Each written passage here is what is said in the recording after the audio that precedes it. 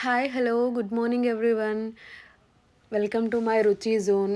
యాక్చువల్‌గా ఈరోజే first time voice ఇస్తున్నానండి. ఏమైనా మిస్టేక్స్ ఉంటే ఇగ్నోర్ చేయండి అండ్ కామెంట్స్‌లో పెట్టండి. అండ్ నాకైతే వెదర్ చాలా నచ్చింది. చికెన్ ఫ్రై తినాలనిపిస్తుంది. కిచెన్‌లోకి చూడండి వెళ్ళిపోతున్నా నేను. చిన్నగా లవంగం, సాజీరా అండ్ ఇలాచీ వేసేసుకున్నాను.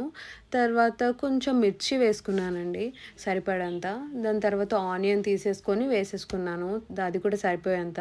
తర్వాత ఫ్లేవర్ కోసం కొత్తిమీర, పుదీనా వేసేసుకున్నాను. తర్వాత ఒక స్పూన్ గార్లిక్ ఏసుకున్నాను. తర్వాత ఒక స్పూన్ పసుపు తీసేసుకున్నాను. తర్వాత దానికి సరిపడంత నేను కొంచెమే చిల్లీ పౌడర్ తీసుకున్నానండి. మీకు అవసరమైతే ఇంకొంచెం ఎక్కువ కూడా ఏసేసుకోవచ్చు స్పైస్ కోసం. దాని తర్వాత నేనేం చేశాను, కొంచెం సాల్ట్ తీసేసుకున్నాను. ఆహ్, దాని తర్వాత నేను కొంచెం ఆయిల్ ఏసుకున్నానండి. లైక్ ఆయిల్ ఏసుకున్న తర్వాత నేను దాన్ని కొంచెం మంచిగా మిక్స్ అయ్యేలాగా దాన్ని కలిపేస్తున్నాను. ఎందుకంటే ఇందాక మనం ఏసిన అవన్నీ కరెక్ట్‌గా పట్టాలి కదా పీసెస్‌కి. తర్వాత కొంచెం కర్డ్ ఏసుకున్నాను లైట్‌గా. ఏసేసుకొని దాన్ని కూడా మంచిగా మిక్స్ చేసేసాను. మిక్స్ చేసేసిన తర్వాత ఒక పాన్ తీసుకున్నాను.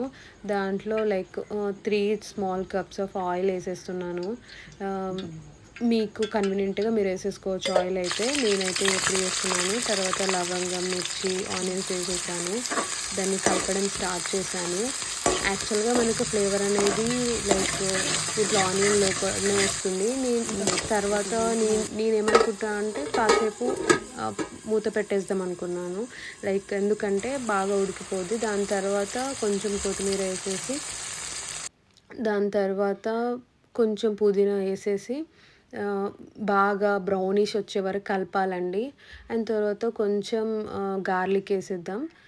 గార్లిక్ ఏసేసి దాన్ని కూడా మంచిగా నీట్‌గా కలిపేద్దాం. యాక్చువల్లీ ఈ బ్రౌనిష్ వచ్చే వరకు ఆనియన్స్ కలపాలి. కలిపిన తర్వాత మనకి కొంచెం పసుపేసుకోవాలి. కొంచెం పసుపేసుకున్న తర్వాత దాన్ని కూడా మంచిగా మిక్స్ అయ్యేలాగా కలిపేసుకోవాలి.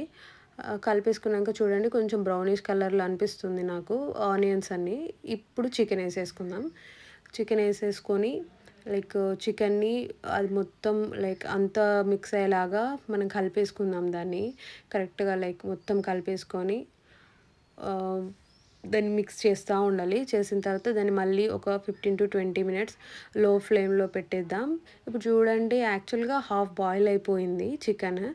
హాఫ్ బాయిల్ అయిపోయిన చికెన్ ఉన్న తర్వాత మళ్ళీ కాసేపు మూత పెట్టేసి ఒక 10 మినిట్స్ అలా ఉంచేస్తే ఇప్పుడు చూడండి ఆల్రెడీ చికెన్ ఫ్రై అయిపోయింది. నాకైతే తినాలనిపిస్తుంది ఈ వెదర్‌కి.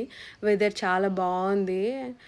నేనైతే చికెన్ ఫ్రైతో అన్నం ఏసుకొని తినేస్తా. మరి మీరేం తినేస్తారో నాకు కామెంట్‌లో పెట్టండి.